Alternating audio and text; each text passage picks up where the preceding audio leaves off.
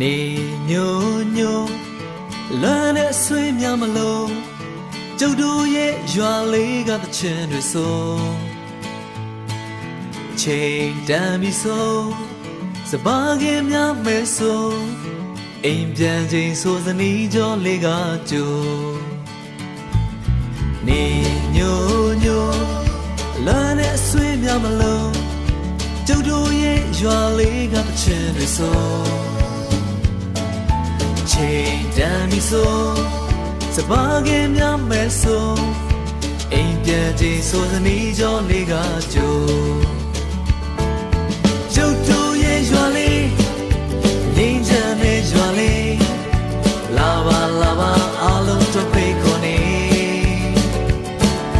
ကျုပ်တို့ရဲ့ရွာလေးဟိုဝေးကစိတ်လည်းတဲ့ရွာလေးလာပါလာပါအားလုံးတို့ဖိတ်ခေါ်နေ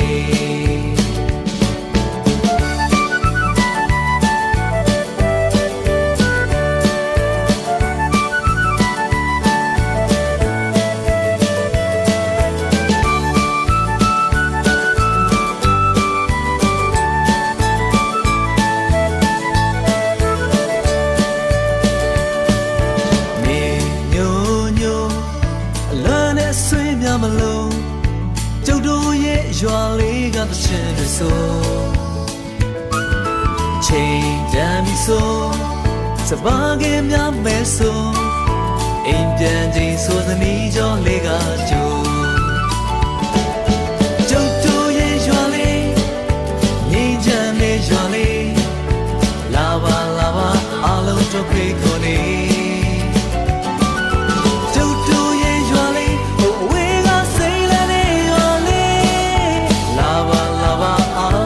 ဖိတ်ခေါ်နေ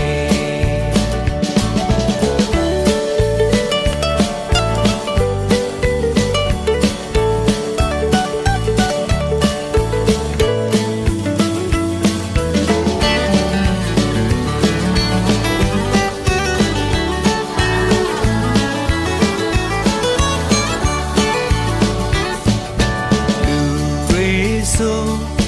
တော့ကကဲဝဲလို့ရွာလေးရဲ့ညနေညိုဘယ်သူမဆိုငင်းချင်ရဲ့တချင်ဆိုဒီရွာမှာလေးလူအခွင့်အရေးကပို့